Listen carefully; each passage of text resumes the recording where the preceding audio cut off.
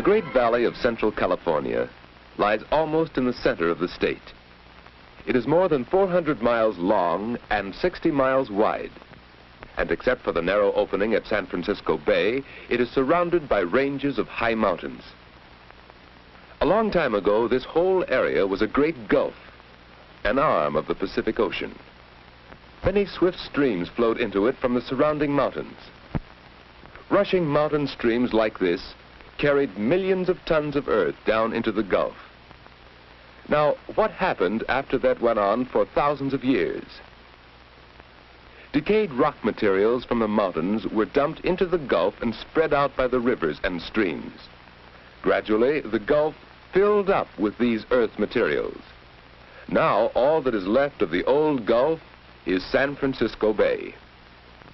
After countless thousands of years, the great Central Valley was formed, a valley filled with deep, fertile soils and drained by two river systems.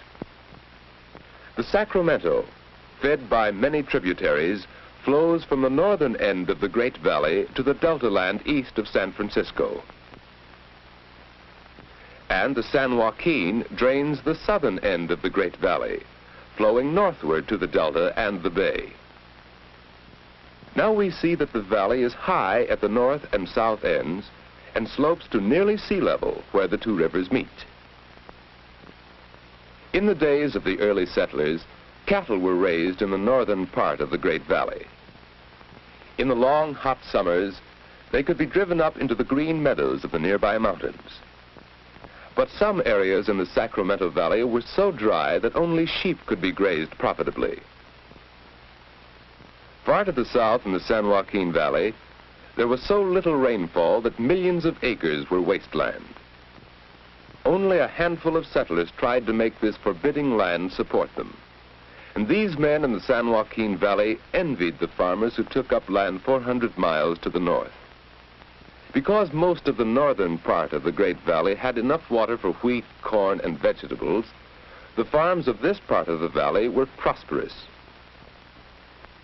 The wealth of this northern section of the Great Valley was water, flowing from the nearby mountains. The farmers on this land harvested rich crops. Dairy farming prospered with green pastures and pure water. Now let's remember this fine farm in the well-watered part of the northern valley and compare it with this in the southern San Joaquin. This soil is rich. Given enough water, it could produce bountiful harvests.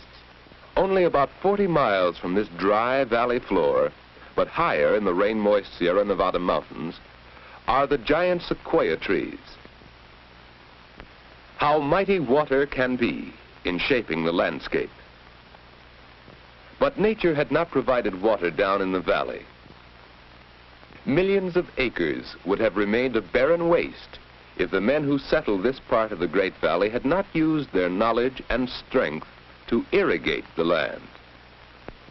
They dug wells and pumped water into the naturally fertile soil. As more and more water was needed, they built reservoirs to hold the excess water of the winter rains. The frost-free growing season is more than 240 days a year, and with irrigation, many farms produce several crops each year. Today, the valley is benefiting from the creation of a giant irrigation project. Many huge reservoirs and a great network of canals and pumping stations provide water for millions of acres in the Great Valley. When man used his wisdom and energy to bring water to this land, he worked wonders. The irrigated soil yields heavy crops of long staple Egyptian cotton. The original cotton seeds were imported from the muddy delta of the Nile River. The climate and soil of the entire Central Valley are excellent for grapes, and its vineyards rival those of France and Italy. Many varieties of grape are used to make the wines for which the valley is famous. And here's another famous crop of the valley, raisins. The ripe grapes are placed on paper trays right in the vineyard, where the hot sun dries them and turns the juice into sugar. When they are dry on top, they are turned to dry the grapes evenly and prevent mildew. The city of Fresno is known as the raisin center of the world. Men use the hot sun of the long, rainless summer to dry grapes into raisins, plums into prunes, as well as figs, pears, and apricots. Dried fruit is a major product of the Great Valley, and conditions for drying it are at their best near Fresno. Finally, the trays of nearly dried fruit are stacked so that nature will finish the process slowly in the shade. Some ranchers operate their own roadside stands, selling produce to customers who come along the highways. But most of the crops go to nearby Fresno, where they are prepared for market. That's a load of fresh-picked grapes, bound for market. We've learned how man's use of irrigation developed the arid southern part of the Great Valley, and how the city of Fresno serves as a trading center for the region. 200 miles north, on the delta of the San Joaquin, is Stockton. The natural fertility of the delta land has been increased by another system of canals and pumping stations, distributing water to 400,000 acres of rich farmland. The irrigated land produces valuable harvests of beans, carrots, celery, tomatoes. In fact, a great many different kinds of crops are grown here on the rich delta soil. And Stockton has become the key city in the Central Valley for marketing and distributing fresh vegetables and fruits. Farther north, near the state capital, Sacramento, we'll see how the farmers have made use of the lowlands bordering the Sacramento River. This broad river provides ample water for rice growers. Here we can see how rice is grown in China or Egypt, but this fertile rice field is in California.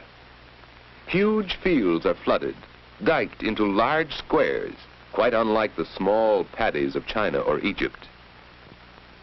The water supply of the northern Sacramento Valley has been increased by huge reservoirs like the one behind Shasta Dam.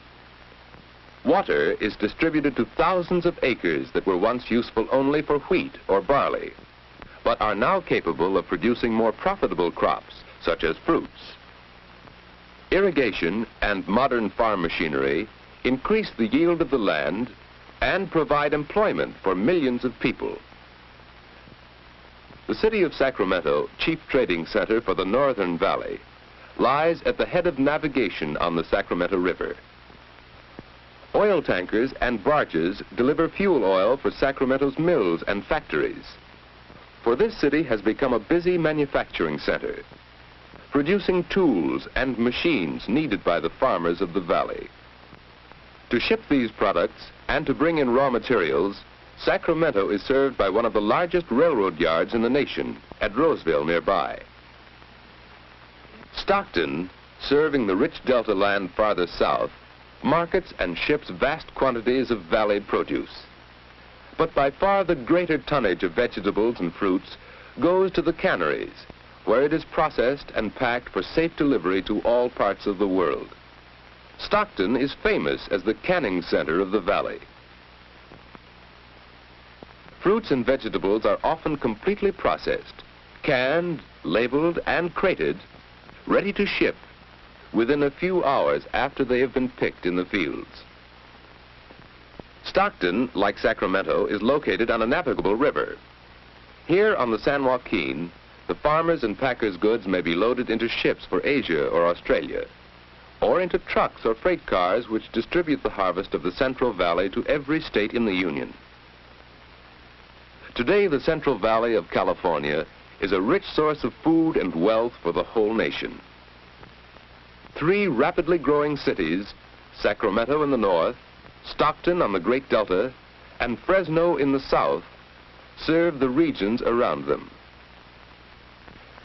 We have seen how the farmers have used irrigation to turn useless land into rich farms, and we have seen how the land and the climate help to shape the lives and occupations of the people who live in this Central Valley.